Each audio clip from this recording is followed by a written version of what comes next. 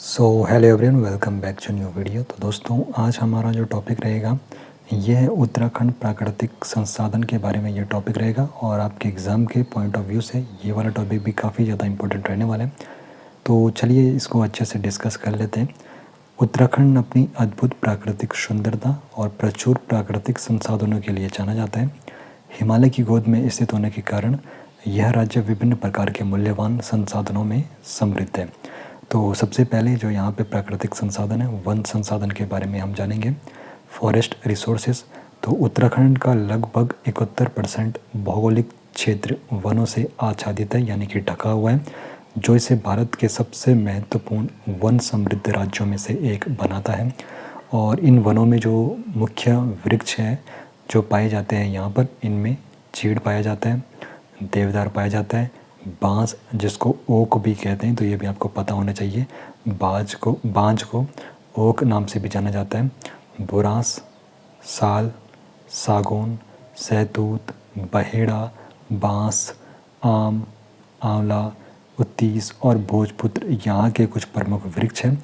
ये वन राज्य की जैव विविधता को बढ़ावा देते हैं और पर्यावरण संतुलन में महत्वपूर्ण भूमिका निभाते हैं। जैव विविधता के बारे में आपको यहाँ पर बताऊँ तो उत्तराखंड में पादप और जंतु प्रजातियों की एक विशाल यहाँ पे श्रृंखला पाई जाती है। अगर बात करें पादप प्रजातियों के बारे में, तो यहाँ उत्तराखंड में 10,000 पादप प्रजातियाँ पाई जाती हैं।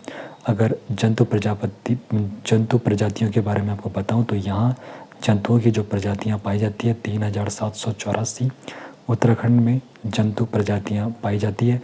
पक्षियों की प्रजातियों के बारे में बात करूँ तो उत्तराखंड में 1000 पक्षी प्रजातियां पाई जाती हैं। वृक्ष की प्रजातियों के बारे में बात करूँ तो 816 यहाँ पर वृक्ष प्रजातियां पाई जाती है। और जंगली फल उत्तराखंड में 675 प्रजातियां पाई जाती है। और औषधीय पौधे यहाँ पर 1748 इनकी प्रजातियां पाई जाती है। और 439 तितली की प्रजातियाँ यहाँ पर पाई जाती हैं। तो इतनी प्रकार की यहाँ पर जैव विविधता देखने को मिलती है।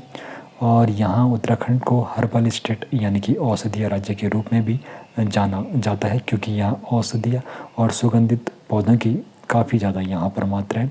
और ये पौधे पारंपरिक चिकित्सा पद्धतियों और फार्मास्यूटिकल उद्योगों के लिए काफ़ी ज़्यादा महत्वपूर्ण है, क्योंकि इन जड़ी बूटियों से काफ़ी ज़्यादा दवाइयाँ भी बनती है।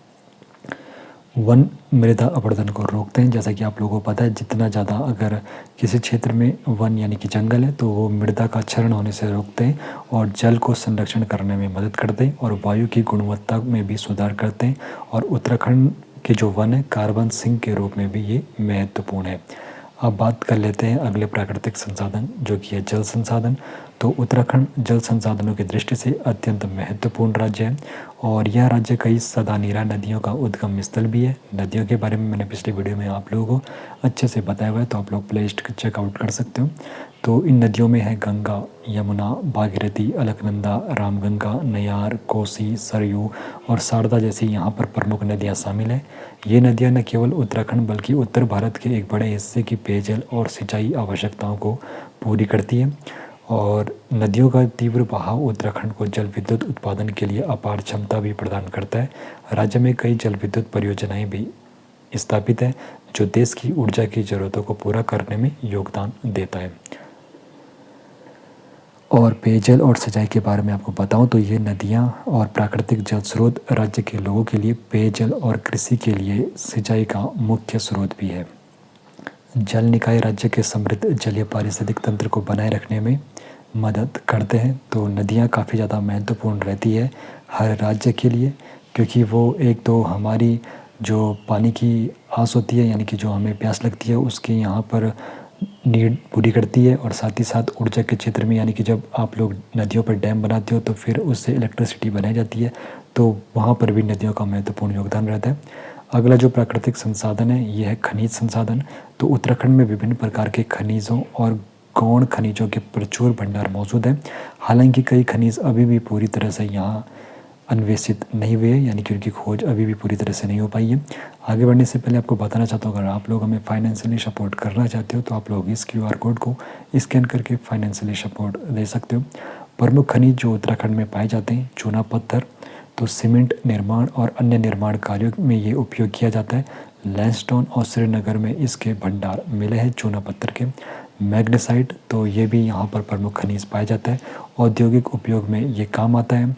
और कुछ आधार धातुएं जो यहाँ पर मिली हैं, तो सोना, तांबा, सीसा जिसको लेड कहते हैं, जस्ता जिसको जिंक कहते हैं, टंगस्टन जैसे धातुएं विभिन्न जिलों में पाई जाती है। पौड़ी गढ़वाल के कलचूड़ क्षेत्र में सोने की मौजूदगी के प्रमाण भी मिले हैं।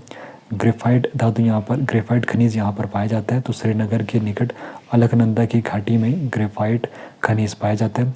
सल्फर भी श्रीनगर के निकट अलकनंदा की घाटी में पाया जाता है।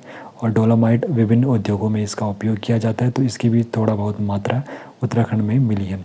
और रॉक फॉस्फेट ये वाला खनिज भी यहाँ पर मिलता है। तो उर्वरक उत्पादन में रॉक फॉस्फेट का उपयोग किया जाता है। Gypsum, cement, plaster of Paris आदि में प्रयोग किया जाता है। तो इस वाले खनिज की भी यहाँ पे थोड़ी बहुत मात्रा मिल जाती है। गौण खनिज, तो स्थानीय सेल खनिज जैसे सोपस्टोन हो गया, सिलिका सैंड हो गया, बैराइट हो गया, नदी की रेत, बजरी और बाजरे निर्माण कार्यों में उपयोग किए जाते हैं। अल्मोड़ा क्रिस्टले में कुछ अभ्रक के गुच्छे भी पाए जाते हैं।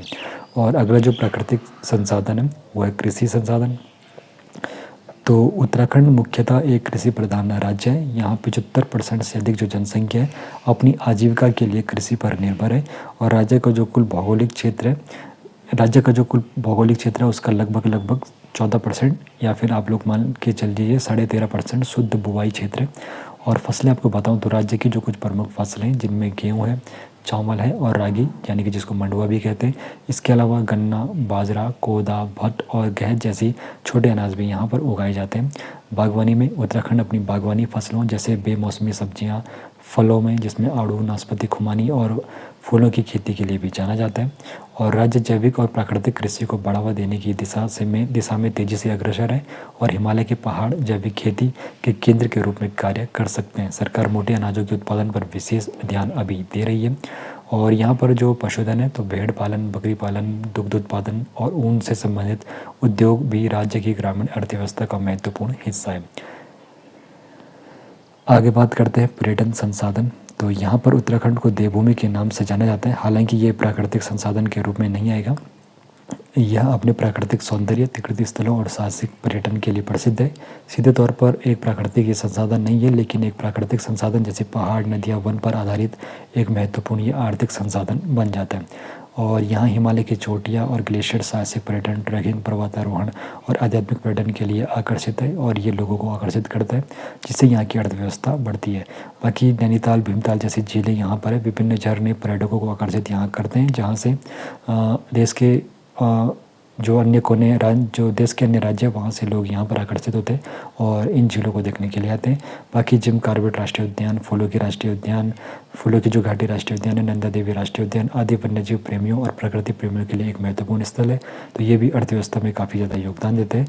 तो उत्तराखंड के प्राकृतिक संसाधन राज्य की अर्थव्यवस्था और पारिस्थितिक तंत्र के लिए महत्वपूर्ण है और इन संसाधनों का स्थायी प्रबंध और विवेकपूर्ण उपयोग राज्य के भविष्य के विकास के लिए आवश्यक है। तो आप लोगों ने जान लिया उत्तराखंड के प्राकृतिक संसाधनों के बारे में कुछ जानकारी। बाकी हम मिलेंगे आपसे अगली वीडियो में।